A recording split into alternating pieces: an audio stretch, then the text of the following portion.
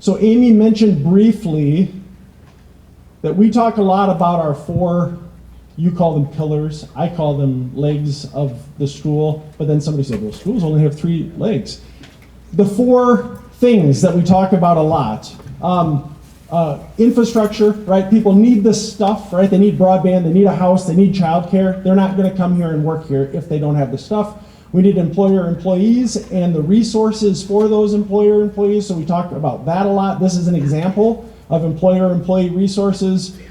We talk about the on-the-map strategies that we do. Eric does a fantastic job making sure, right? We can have all the infrastructure, we can have great employers, but if no one knows Otter Tail County exists, right, then we have no shot of getting those workers. And then the last leg of the stool that we talk about a lot is welcoming communities, right? We can do the other 3 perfectly, and if they get here and it's not a welcoming place, they don't last very long, right? We'll be doing, Kelly talked about saying goodbye to people in his slides, and we'll be spending a lot of time on that. So this panel is really about how to make communities and organizations more welcoming. And I was listening to a really interesting, I can't remember anymore if it's a podcast or a radio story, but about the immigration trends. And, you know, the US has a population of roughly 333 million people. And 2024 was a really significant year for the US in that one of the things that happened in 2024 is it's the first year that we have more people dying than being born, right? So we have, without immigration currently, we're losing people. And so this article talked a little bit about what are the projected, Commissioner Rognus was here earlier, and one of the things he asked us to do earlier is, or asked us to do a lot, is climb higher in the tree. I'm gonna ask everybody to climb higher in the tree. I'm gonna ask you to go all the way out to 2100, which seems like so far away, but then I started thinking about my youngest child might see 2100, right? I probably won't without significant advances in medicine, but 2100, I want you to think about this. They talked about the projections for what the population would be in 2100 for different EU, China, US. And I jotted it down. With no immigration, we expect a 32% loss. We'll have 226 million workers. So we go from 336 to 226. On the high side, right, they said if we did a really good job, we could see as many as 435 million, right? So I bring that up because some of that depends on things outside of our control. But I bring it up because the population that we work with between now and 2100 is going to look significantly smaller or significantly different. The good news is they also talked about China's immigration trends. China, which blew me away. Currently 1.4 billion people. Does anybody want to guess what their projected population is in 2100? Because believe it or not, they have less in-migration than the US. Hard to believe, I know. Anyone want to guess? Sarah? 1.1. Eric says 1.1. 750, it'll be half, 750 million, and potentially as low as 450 million people, which is mind-blowing. So I bring that up as a segue. You asked for a segue, there it is, to talk about welcoming communities. We've got to do a really good job being welcoming in Otter Tail County, and so I'm going to kick it off with our panelists. Do you want to make sure those work? And will you just real quickly introduce yourselves? Hi, I'm Claire Beck. I'm the Community Development Manager for the City of Fergus Falls.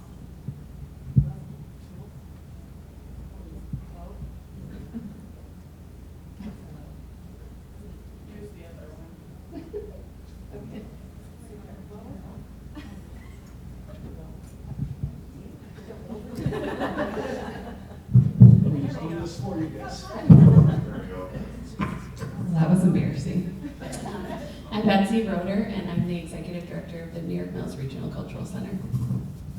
Good morning, everyone. I'm Lynn Pimpke-Valdez. I work for Otter Tail County. I have the pleasure of serving as the Deputy Administrator for the Health and Wellness team. So let's start with the easy one. How do you define welcoming communities and welcoming workplaces? You can decide. You only have one microphone, so just decide who gets to go first. Well, we do talk a lot at Otter Tail County as an employer about a great place to live, work, and play. And for better or worse, my colleagues have had to put up with the fact that I was new to Otter Tail County when I took the job working for Otter Tail County. So I really have been able in the past 2.5 years to wear both hats. How do we as an employer create a welcoming environment, and also what is my lived experience as I'm walking through it with my husband and our child who moved here as a 6th grader and is now a 7th grader. When I think about welcoming communities, so many points that were made by our first speaker resonated with me. It's not just, everyone is good at saying hi and welcome and great. It's what happens on month 2, month 6, right? Which is the first holiday that you spend alone where you haven't got one. So how do we, in our communities and also in our place of employment, make sure somebody's got somebody to have lunch with? Somebody's checking in, what are you doing for the weekend? How was your weekend? How many deer did you get last weekend? Those questions. Yeah, I was thinking along the same lines. I think it's about going deeper to those beyond the Minnesota night, because I think we're all pretty good.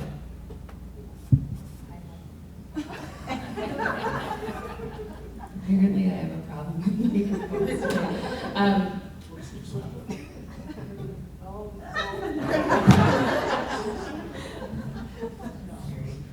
My sister and I joke about like having a stand-up comedy routine. I'm going to enter this malfunctioning mic in that routine. Okay, so I think we're good at Minnesota nice and being friendly right off the bat, and I think that's true. I'm from New York Mills. I think that's true in our community, and I think it's about going deeper to the engagement level and about belonging. At the Cultural Center, we did a project on belonging this last year about reaching out to different groups. We took beautiful portraits of people and asked them what it felt like or when they've felt a sense of belonging. And so I think it's about going deeper and really helping people to connect and build those relationships so that they can actually feel like whether they're from the area originally or if they're new to the area, they can find a place to belong. Before I got here, I asked my husband what he thought a welcoming community or welcoming workplace was. And his answer was, I mean, this is gonna make him sound worse than he is. He's a very introspective, thoughtful person. But he goes, I don't know, I've never felt unwelcome. And I was like, oh, yeah, I suppose you haven't. So when I thought about when I felt unwelcome in a workplace or in a community, it's when there's just like a fundamental lack of respect or a feeling that you don't belong in this space. So starting from a place of everyone does belong here, and whether that comes through education or just being open to new things or just over time having to adjust to that, I feel like that's the place where we all need to start so that people can feel that they belong here. Thanks, Lynn. Otter Tail County as a larger employer has taken steps as an organization because while a government entity has many of the same challenges that our other employers have. What steps has the county taken as an organization to become more welcoming as an employer? We are super proud of the work that we have been doing for the past 3 years at Otter Tail County. Predated my time there, and as, again, someone new to the county and new to the community, entering into the work that was being done was just such a blessing and incredible work. So Otter Tail County looking not only at workforce challenges, the same things we're talking about today, but also the challenges for the broader community, but also as an employer. You know, we've got job openings. We used to get 15 or 20 or 30 people applying. Now we're getting 2 or 3, and how do we navigate that? Really that call to action to form a diversity team to start looking at what does it look like and how do we become an employer that understands diversity, equity, and inclusion, and how do we want to define that for ourselves? There was a team made up of leaders that spent over a year working with a consultant out of the University of Minnesota Morris, grappling with that. What is our journey? What do we want to convey to the community as one of the biggest employers in Otter Tail County and to those who are joining our organization? And out of that work, we really developed a professional development program that looks at what are the technical skills you need to do your work, health and well-being, how do we make sure you've got good work-life balance, financial planning, what are the things that are going to support you in being your most vibrant self when you come and spend 45 hours a week working on site, and then what is that multicultural knowledge that we expect you to have and that we will invest in to make sure that you've got, so that whether it is someone coming to the service counter to get their license renewed or their tabs expired, or whether it is someone joining our workforce, becoming that colleague that we see in the lunchroom who looks, sounds different than we do, how do we have the multicultural knowledge to lean into that in a way that is competent and confident? We are very proud to say that every employee at Otter Tail County goes through a half-day training, which is called Grow with Otter Tail County, which is all about multicultural knowledge. And how do we define that? As an employer, we take a very broad lens of multicultural diversity. We take a broad lens of diversity. That is the diversity of, I lived in the Twin Cities Metro for the past 35 years.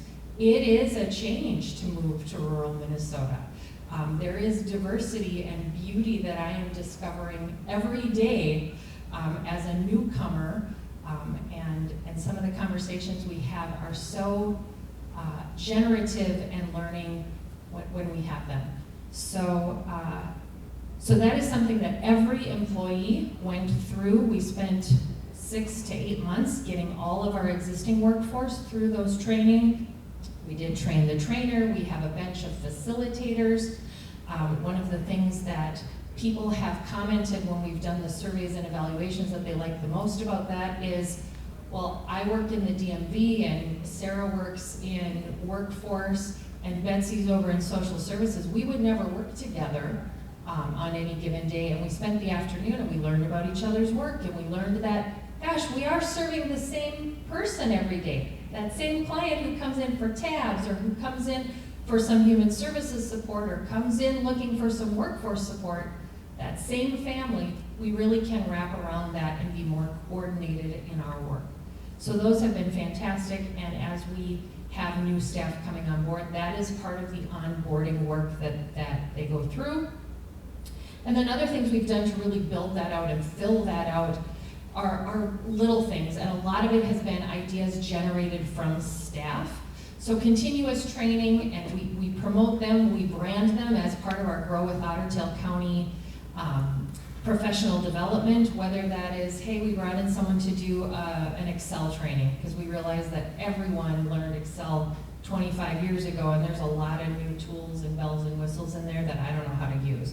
So let's get some Excel training. And then at the other end of the spectrum, we started a book club. It's a lunchtime book club. It's volunteer. You sign up if you want to.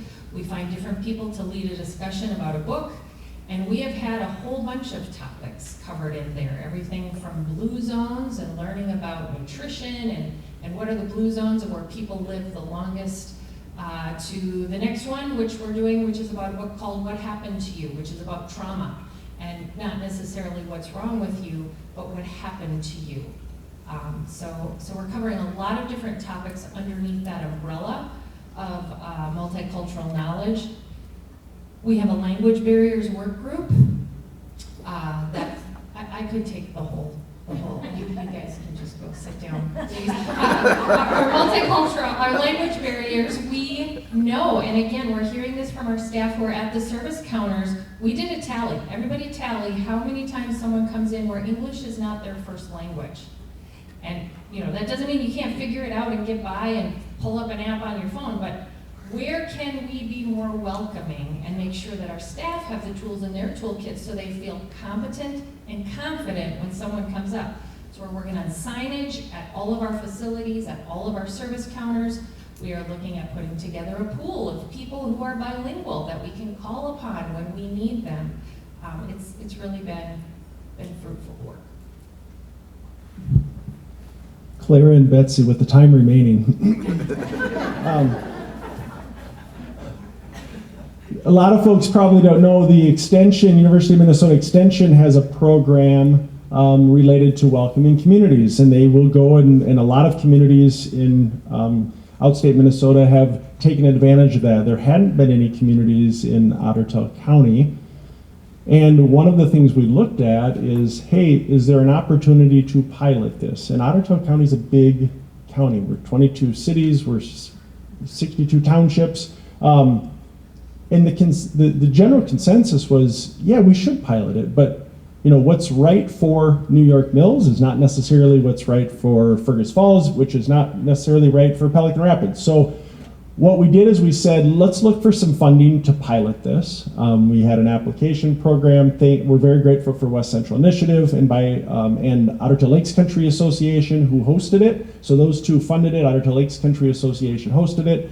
And New York Mills and Fergus Falls were the two pilot cities that are going through that program currently. And maybe you can tell everybody about what the experience has been like and what's happening as a result of it. So we're really grateful to have been able to be part of it. It's such an important process. It's the right thing to do, and it makes a lot of sense due to our macroeconomic issues that we're dealing with. So we're at the Workforce Summit. We need people to work. And so we can either start having more babies and wait 20 years, or we can figure out how to be more welcoming to everybody today so that we can fill those jobs that are open. So it's been really a great learning experience to work with U of M Extension. It's nice to have experts that do this every day that can come in and lead us through the process. Another thing that I was a little bit surprised, but I get it, is that they really put a lot of onus on us as the local community to do the work. So we built the team, we put the information out there, we recruited people to be part of this. We're doing a lot of the work because it's that whole concept of skin in the game is going to make it more of a long-standing process. Sustainability and making sure we continue the work forward is a really important part to making it successful. And so we've been led by this team from U of M, and we've been doing a lot of the work ourselves as well. It's a concept that isn't of the first priority to everybody. So I'll be honest, we found it hard to get big numbers of people to show up every month. It's a 7-month commitment, monthly gatherings. And in the work that I do at the Cultural Center, we never know how many people are going to show up either. So I've taken to thinking that the right people are going to show up. And we always want to be open and welcoming. Of course, it's about welcoming communities. So I think we say all are welcome about 10 times in each of the press releases about, come and join us. But it's really been a process that has been hard at times. We've had some difficult conversations. And I remember leaving one session and one of the members was really kind of upset, like, hey, that was like really hard, like I feel bad. I think people left feeling bad. And I said, yeah, I understand, me too. And that's where the growth happens. You have to have these difficult conversations.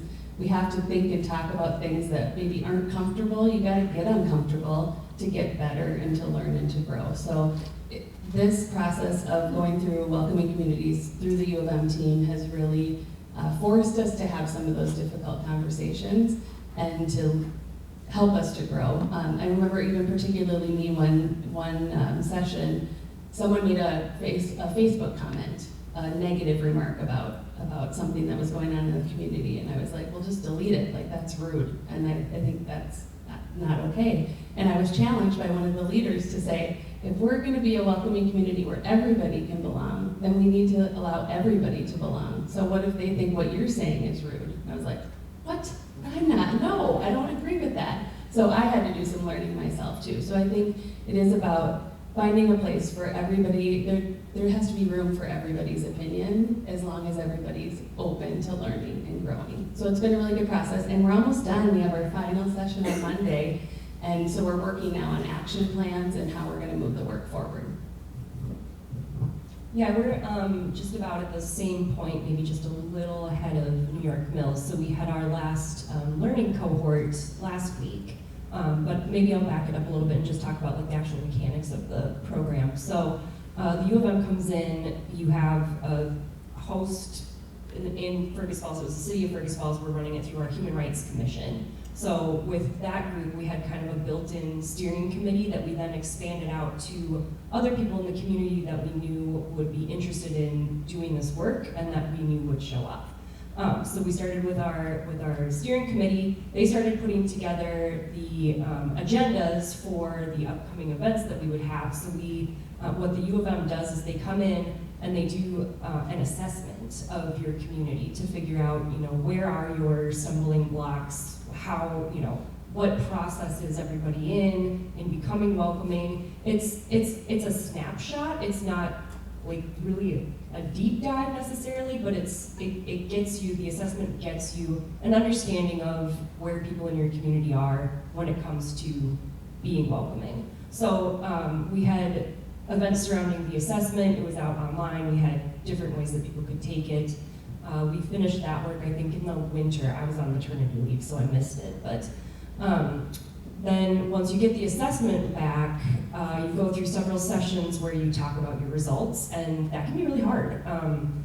The U of M the staff was very good about making sure that we had time and space to process what we saw in the assessment. Which made some people, I think, a little frustrated because they just wanted to get going on action. But you really have to understand where your community is before you can figure out where you need to go. So, and you might assume that you know where your community is in the process, but you may not. So I think that's a really helpful thing that the U of M offers through this program. And then they come back and they help run you through learning cohorts. So as they're compiling the report of the assessment, they're doing all of that. They're also leading sessions that are more educational and conversational. So you're bringing in an even larger segment of the population to come in and start having some of the conversations that your assessment is telling you that you should have, and then to start formulating some plans to move forward. So that's the point where we are right now, is we're starting to talk about our plans, and we're going to run our assessment, or run our next steps are going to go kind of back to our Human Rights Commission into a core of people who have continued to show up to do the work. And I'm going to agree with Betsy that whoever shows up they are the right ones to do the work. And we've got a really good group in Fergus Falls, so it's been good. So it's contagious. I don't think there's been conversations around whether that program or that grant opportunity will be expanded. I know that was early conversations, but I think that will be one of the things that Otter Tail Lakes Country Association, West Central Initiative will be looking for feedback from those pilot communities to say is, do we run another one and open it up for a couple more communities to go through this? So Lynn, you mentioned a broad approach, that Otter Tail County has taken a broad approach to multicultural awareness and diversity, and maybe we'll start with Lynn, and if there's time left, we'll go through Betsy and Clara to talk about what are the different lenses that we should be thinking about or can be thinking about. Because I know the feedback at Otter Tail County right away was like, sigh, another one of these trainings. And I think people were surprised when they learned about the approach that the county was taking. Yeah, I think the initial reaction and maybe some resistance that we experienced at Otter Tail as an employer was, well, this is going to be about race. And far from it. Race is one aspect of diversity, and certainly something we don't want to shy away from. But we did take that broader lens. And selfishly, I'll talk about the clients we serve. And one of the things that we haven't specifically named, but I think we're talking about in community and in organizations, is culture. Creating a culture of inclusion, a culture of belonging. And the same people who are coming to Otter Tail County for services, whether they want them or whether they don't, right? We have some who voluntarily and others who we put ourselves upon them. we want them to have an experience that they walk away going, that felt okay, I felt respected, and I would consider working there, right? The same place where you feel that sense of belonging might be a place you or your cousin want to come and work. I think selfishly about the clients we serve and the barriers that they experience to gaining employment. Those are the same ones where we do want to include them in our definition of diversity. That can be socioeconomic status, those who are experiencing poverty, those who have disabilities, those who, what we refer to as second chance workers. I just made sure that I had the right data this morning. I knew it off the top of my head, but I thought, no, I better check it. We have 1,000 people on supervised probation in Otter Tail County right now.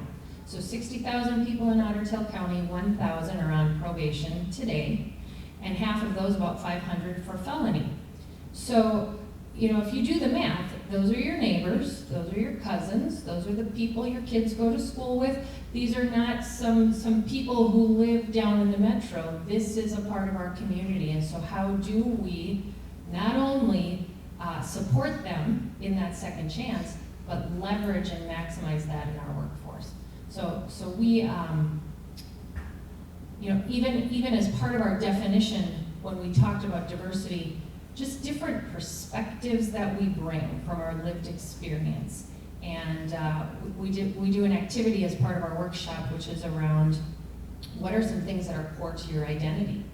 And we give a couple of ideas. Is it your religion, your faith? Is it, did you grow up rural or urban? Is it your gender, your nationality? And just the diversity in terms of how people talk about themselves and what's important to them and what shaped them. The diversity in the room was phenomenal. So I can add a little bit about the sectors that Clara talked about, the process that we went through, and I think one of the things that helped was this broad definition of diversity that Lynn's talking about, and really being methodical about how we looked at how we were doing as a community. We split into 7 different sectors, and we did engage and encourage people from all those sectors to be part of it, and we have had people from all the sectors get involved. And through the assessment, we got feedback on each of those sectors, and through a variety of dimensions as well. So we learned in New York Mills, for example, that our lowest scoring, our biggest areas of opportunity, I guess is the correct way to say it, was around policies and practices and resources.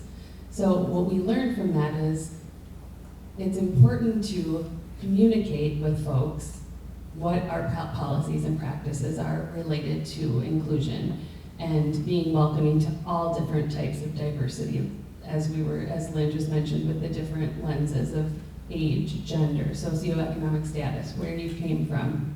There's so many different ways to look at diversity, and I think even companies or organizations or sectors that are doing the work may not be communicating their policies and practices, or maybe they don't have defined policies, even if it's part of what they do. So even all the work that Otter Tail County is doing, communicating that to people through opportunities like this, so that there is an awareness when people are looking for jobs. Oh, well, Otter Tail County, look at all the work they're doing around this to ensure that people are welcome when they come to use county services. And that is going to trickle down into other sectors of the communities as well. So that's been a learning process that I think has been eye-opening for the people that have participated in our welcoming communities in New York Mills.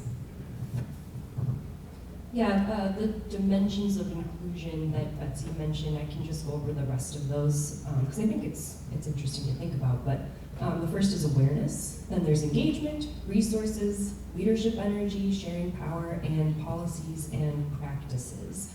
So the assessment dove into all of those different points and got feedback from the community on that. And I think our results are available online if you want to look at the results that came back from the Fergus Falls assessment. But we know that we have lots of work that we need to be doing as well. But it is an opportunity. So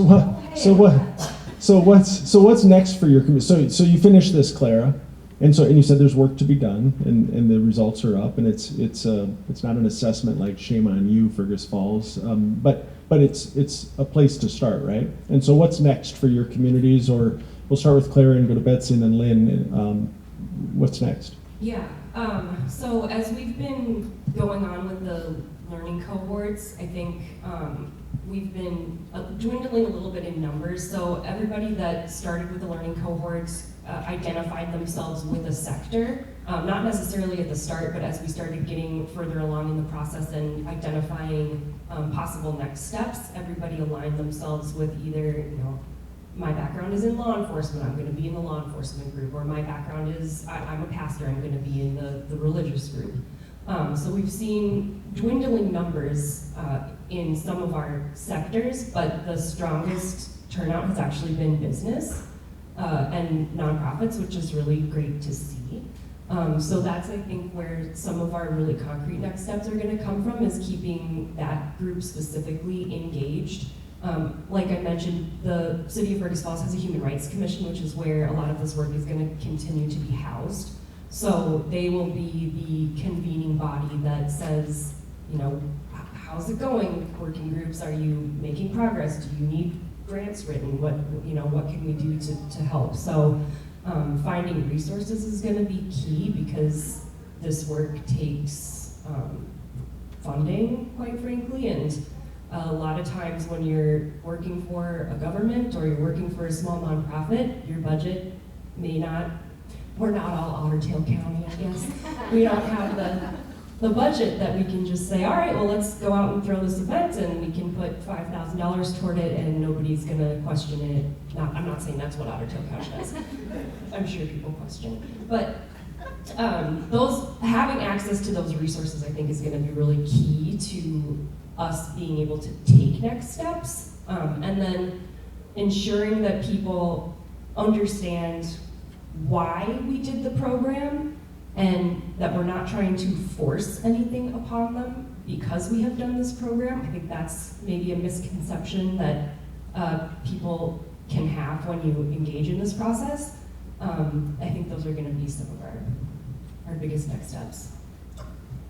So I'll acknowledge first that part of the Otter Tail Lakes Country Association support was that funding was provided to do this work with U of M. The community had to have skin in the game in terms of adding some funding, which we got support from Perham Health, which was very much appreciated. And then at the end, we actually get some of that money back to put it into initiatives going forward, right? Okay, good.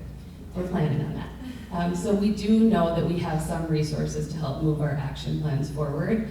And we're really looking at it, and it was one of Kelly's slides about, it was like the 4 little steps going up about, the welcome packet, we have that, welcome wagon, the recurring events, and how do you really make it sustainable? And those are the things that we're focused on in New York Mills. We have a new apartment building going up right outside of town. It's a 60-unit apartment building. And if that fills up, that's 10% growth for the community of New York Mills. So we feel that we have a huge opportunity to really reach people right when they're moving into town and let them know about the resources that are available, how do we connect and help them engage in community right away. And so we're using that as kind of a test group to try to do the right thing from the beginning, and of course to include that, the whole community in those initiatives. But those action plans take people, they take resources, they take energy.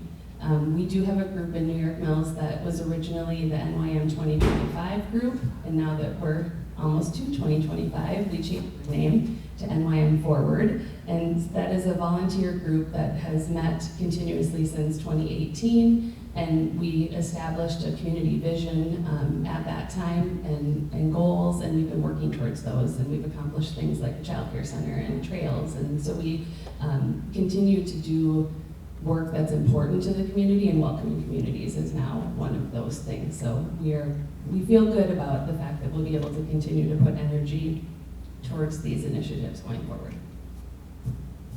How much time do I have?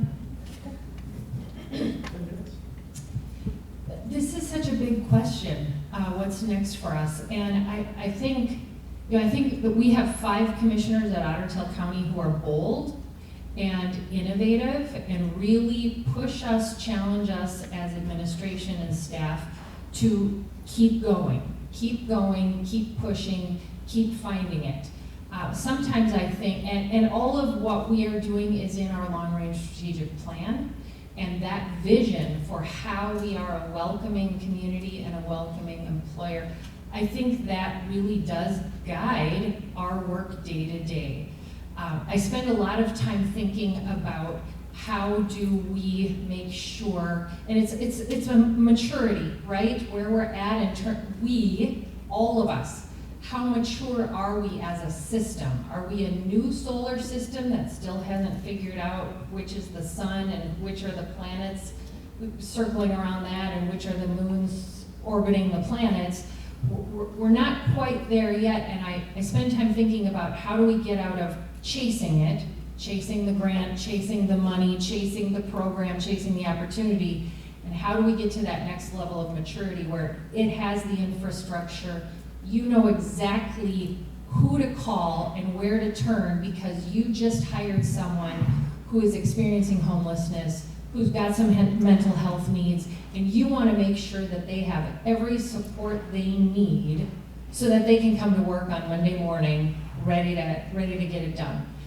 So I think what's next is just continuing to build and grow that maturity where we've got those relationships, we know how to leverage each other and make sure that our clients, your workforce, are really, we can be connectors in making sure that we see them as whole people with whole needs, and we are really meeting those needs together. Can I jump in really fast? Okay, I feel like you said something that's kind of key. When you're talking about the leadership of your board and the fact that they're pushing you guys to do better, do more, I think this is a great room to point that out in because you guys are leaders in your organizations. I'm assuming you're going to take back what you're learning here today and hopefully disseminate it out to the other people that you're working with. But seeing a leader being engaged in this process means a lot. I think that's something that we've struggled with in Fergus Falls is getting our leadership to be engaged and stay engaged because you don't get to just come to one meeting and then, oh, the work is done. You know, this continues. And so having that support from the top down can make a huge difference. Thanks, Claire. So we've got about 6-7 minutes. So I do have another question, but I want to make sure, what questions do you have or comments or feedback from what you're experiencing in your organization, questions for the panelists?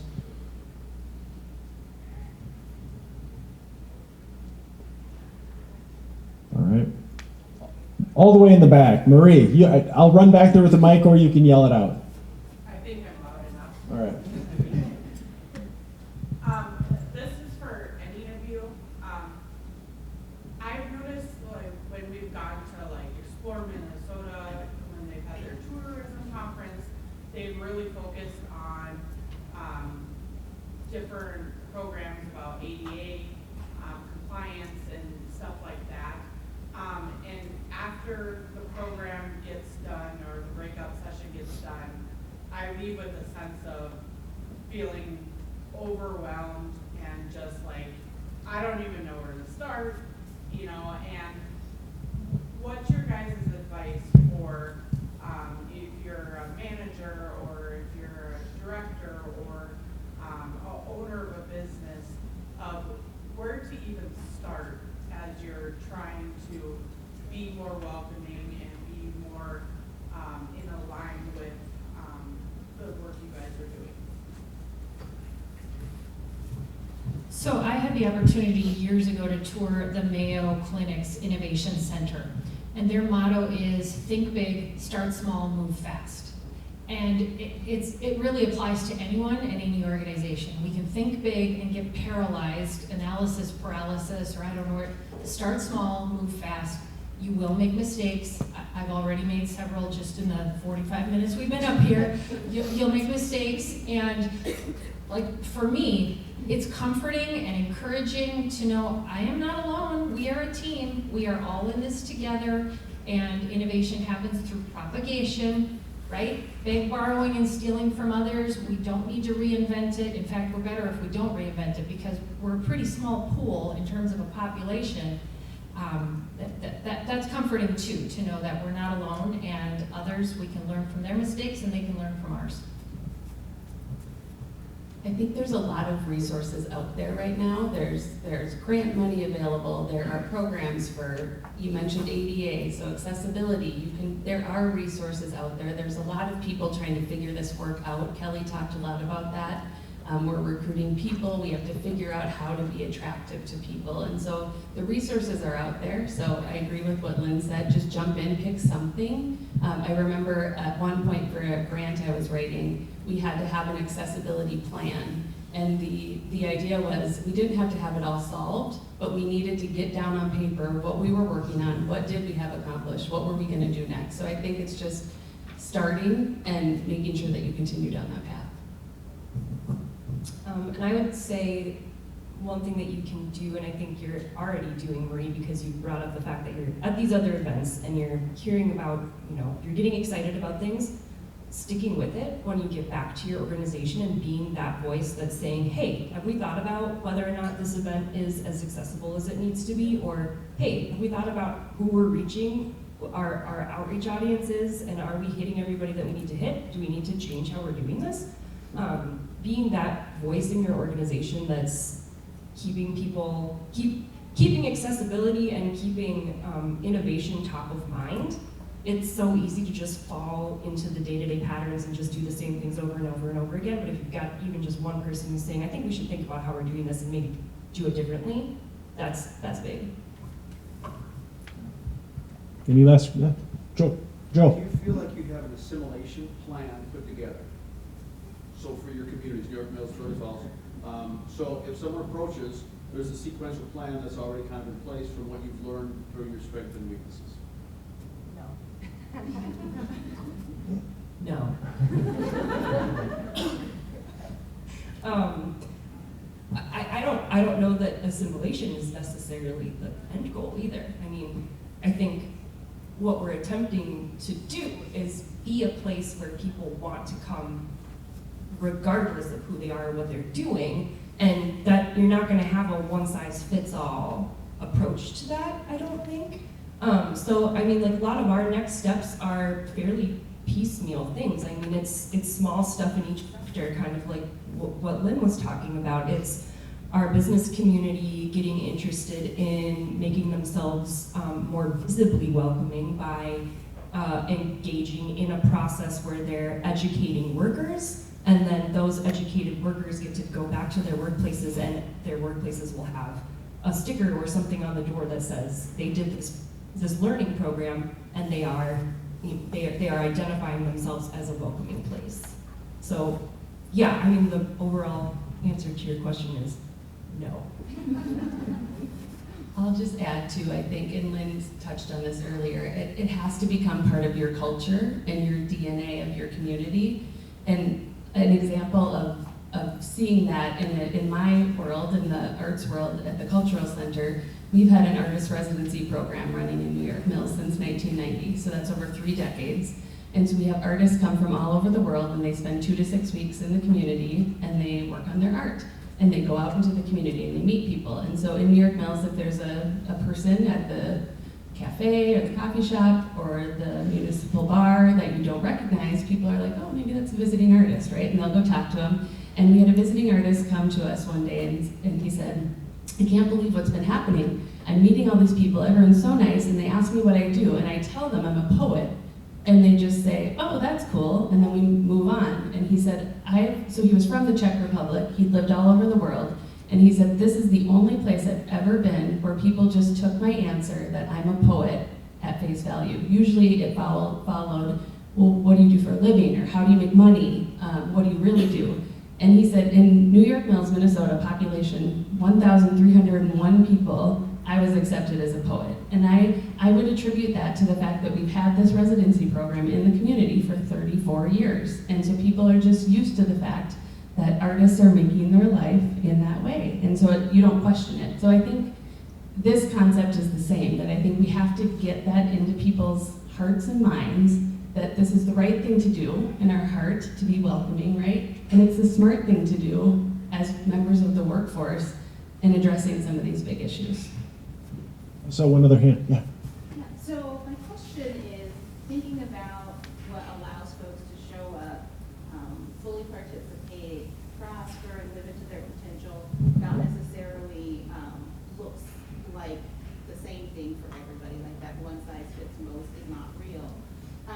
And thinking about inclusion as a process that is never ending, and the policies, practices, structures, and situations that lead to that, I'm really curious about what the structural component is that you all are doing. I hear a lot of, we're going to train some of our folks or all of our folks, but really, what are those underlying structures that are going to support the behaviors that you want to see? I would love to hear a little bit about that.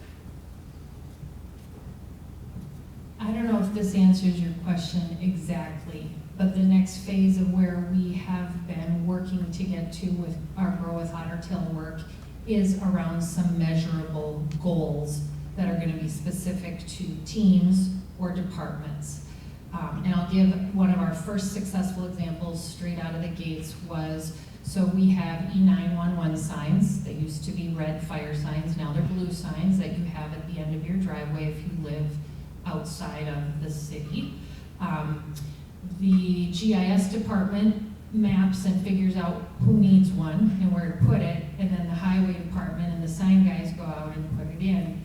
And we had conversations for the past 6 years, and it was someone who is an office support staff person who has a role in accepting the requests and then sending the bill for the $50, I think, per sign to people who were requesting a new sign. And she said, it just doesn't feel like it's equitable to me that we would charge someone when this is really about public safety and security, and shouldn't everyone have the same right and access to an ambulance showing up?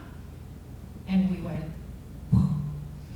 And so we did the cost analysis, we talked about it with commissioners, and we decided we're not going to charge for those signs anymore because the cost is nominal, and where it takes us in terms of equity and access to services is where we want to go. So that's a concrete example I can give, and the process, the steps along the way, looking at through that lens, doing the work, the analysis, the cost, the number, the quantity, who on the GIS map is going to wait the longest for that response. That work and looking at equitable access is one of the things we're super proud of. So I think it's a great question. It is the work that needs to happen, and we don't have it solved yet. But I mentioned that policies and practices and resources were our biggest areas of opportunity, so that's where our action plans are focused, on creating some of those policies and practices and making resources available. And we also realized a lot of places have these things, but people just don't know about it. So communication is the next big step. So I think that's the work that's ahead of us, is being an example. So maybe the city of New York Mills can be an example of some of these policies and practices and making resources available. And then hopefully the business community and the school and law enforcement can follow along. Yeah, great question, Victoria. It's a tough one to answer. I think in Fergus Falls, one of the things that I think came out of our assessment is that while a lot of the community understands that the work needs to happen, the actual taking those steps and getting to the point where the work is occurring is one of the places where we falter, and where we really need to focus energies. So I would say from a relatively, we're a larger city than New York Mills, but we're still not a huge city, just starting to have the conversations is a huge step for us. To have the city council say to us, yes, we recognize that this work is important and we want you staff members to go work on this, was actually a really big step for us to take. and I'm not taking that for granted. But that also indicates that we have a long way to go to start putting our actual policies and practices into play, or even just getting them down on paper. So I'm going to mention again the Human Rights Commission, which is a body that makes recommendations to the City Council. They are going to stay engaged in this work, and from them is, I think, where we're going to see some of the policies growing and going to our City Council. One of the things that they've been working on for like 2 years now, I think, is having a statement that the City Council can adopt that says that it believes in human rights and that these are the ways that Fergus Falls is a welcoming place. So that's one of the things that I think we'd like to see happen within the next year. All right, because we're over. We're gonna stop there. You have a 10-minute break, and then we're going to. So first, I guess I get excited. A round of applause for our panelists. Thank you, panelists.